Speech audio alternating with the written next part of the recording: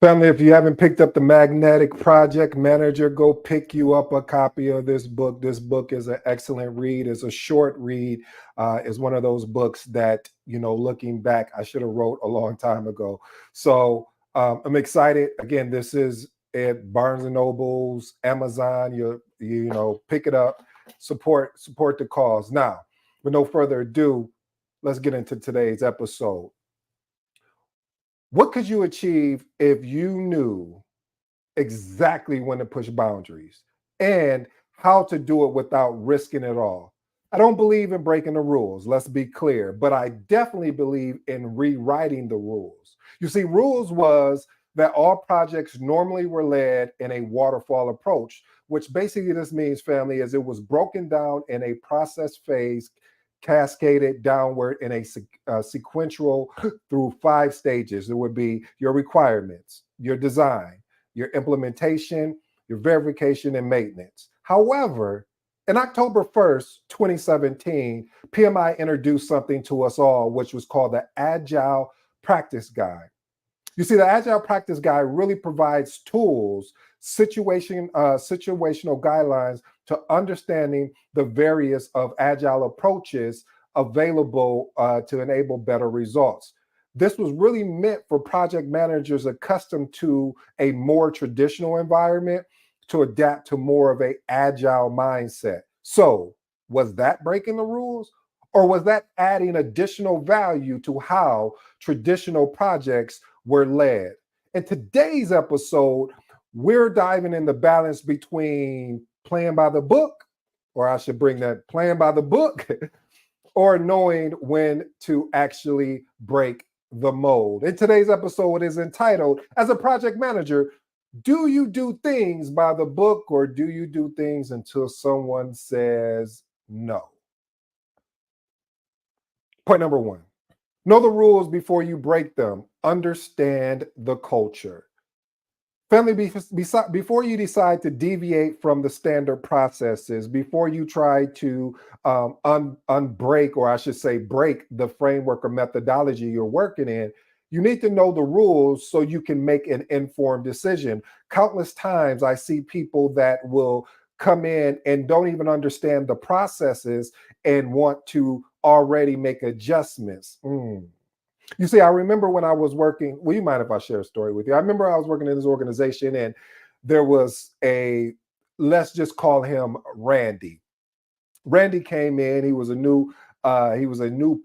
program manager, and he was tasked with changing up how the PMO was ran.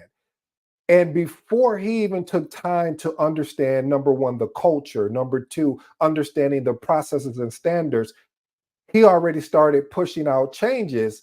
And what ended up happening is the culture really rebelled. They pushed against him. They didn't want to do what he was recommending. And I'm going to be honest with you, there were some good recommendations, but he didn't first take the time to understand what was currently in place before making the shift to add value to the organization.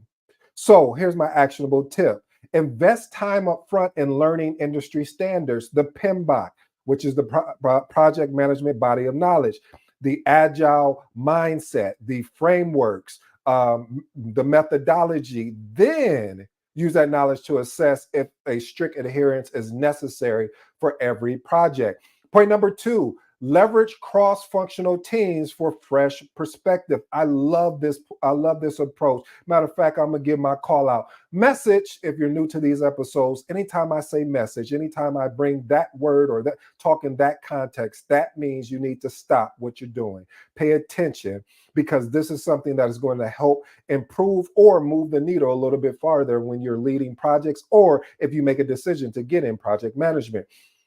Reason why I get excited about this is because when you get a buy-in, when you start involving people and coming up with the different functionalities, you're able to pivot out of the status quo. What I mean by that is that you're bringing all these cross-functional teams together to find a better solution to how things are being done. And then now you have a better buy-in going forward. Here's your actionable tip. Bring together cross-functional experts to push the boundaries of how you deliver projects while keeping goals in sight. That's another thing, family. If you don't mind, I'd like to park here parenthetically and unpack this last little piece.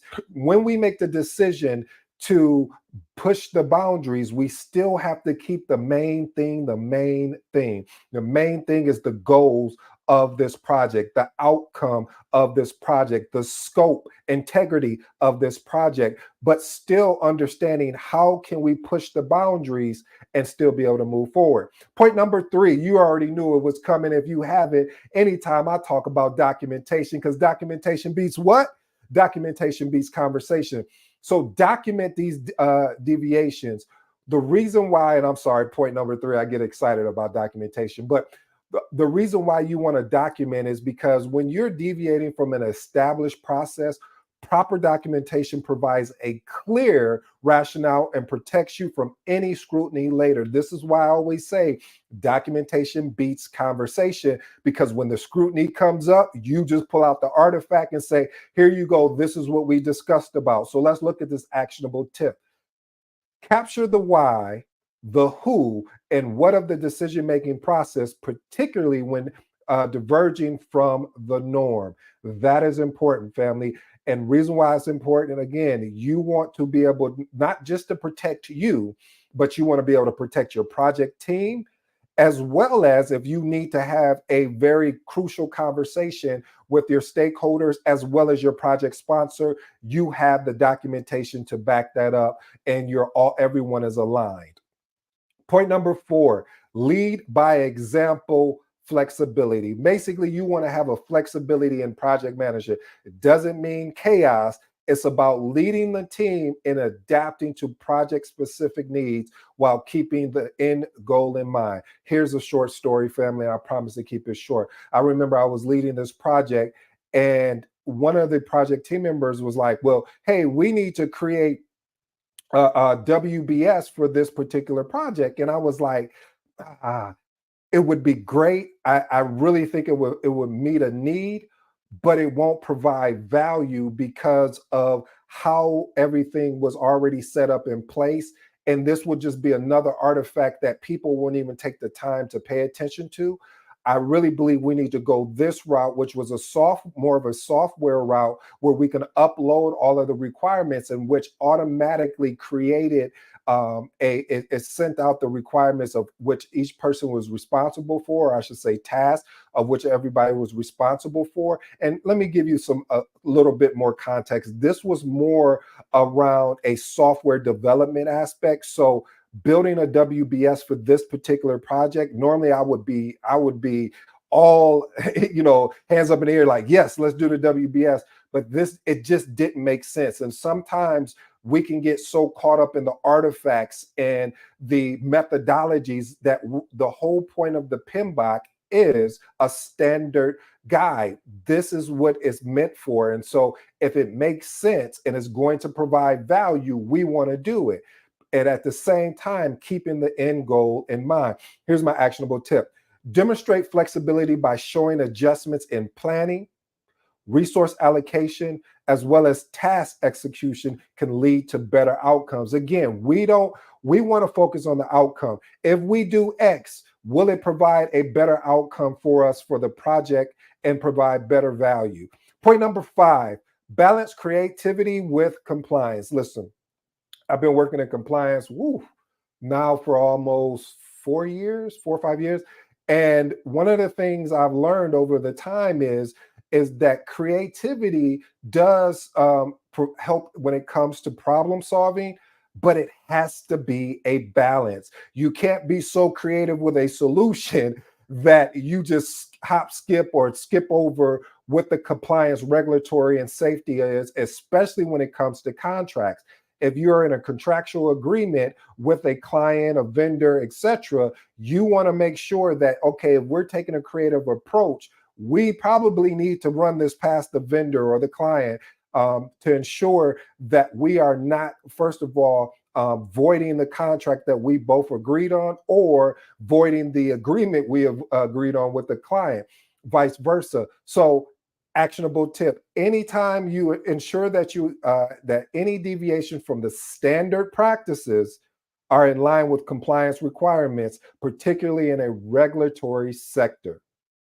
Point number six: foster a culture of continuous improvement. Was it Kaizen? I love that. Explanation: sticking strictly to old process can sometimes prevent project growth and efficiency.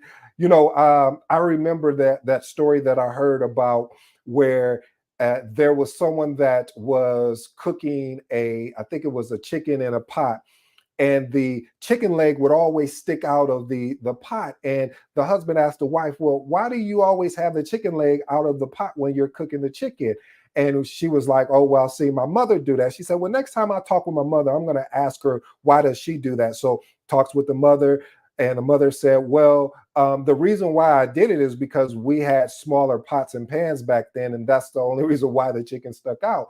And so a lot of times when we don't ask that pivotal question, why are we doing this? It doesn't help improve the project or the process. And it's all about efficiency. It's all about project growth. We have to always be continuously looking for improvement. How can we make this better and still keep it intact? The ethical aspect, keeping intact the compliance and regulatory aspects, but how can we do this better? Actionable tip: regular scheduling time to assess whether current processes are still serving the project effectively or if they're needing updating. Point number seven: balance short term gains with long term sustainability. Listen, while deviation from the project may bring short term benefit, it's very, and I do mean very important to consider long-term implications. We need to understand, hey, if we make this adjustment, if we pivot, is this going to be more of a short-term or a long-term, implication, meaning translation? Will it make sense for us to probably not make this change now and we make this change with another project?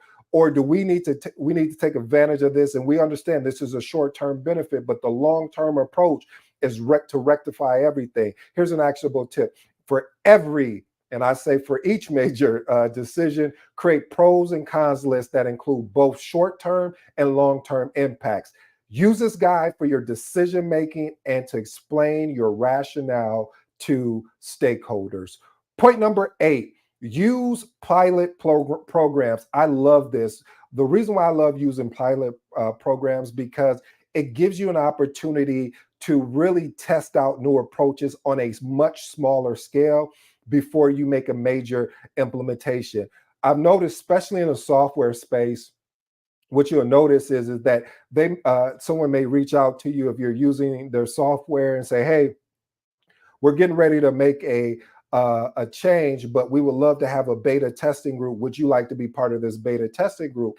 And so now they're getting to be able to see all the bugs, see all the issues that are coming up. And what this does is it allows them to correct, instead of sending this out to everyone and everyone getting frustrated and like, this doesn't work and that doesn't work. So doing it on a much smaller scale before implementation really helps when it comes to pilot programs. So actionable tip: when proposing a significant deviation from the standard processes, design a pilot program that is clear with objectives, metrics, as well as evaluation of timeline, and present this to your stakeholders as a low risk way to test innovation. Here's my bonus, and then I'll let you go with my three closing remarks, family. Develop a personal ethics framework.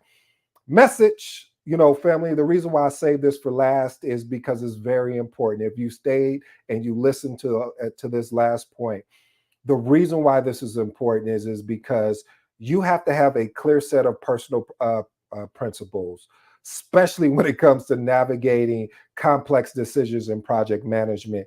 If you do not have this in place, then anything will work. And that's not what we need to do as project managers. That's why if you get the PMP, it stands for Project Management Professional. You are a professional. Even if you get the CAPM, there's an ethical section. If you're doing the PM, there's an ethical section. So as professionals, we must be ethical. Yes, we can push the line, but we will not be unethical, because being unethical it leads to even a bigger problem that we have to be up against.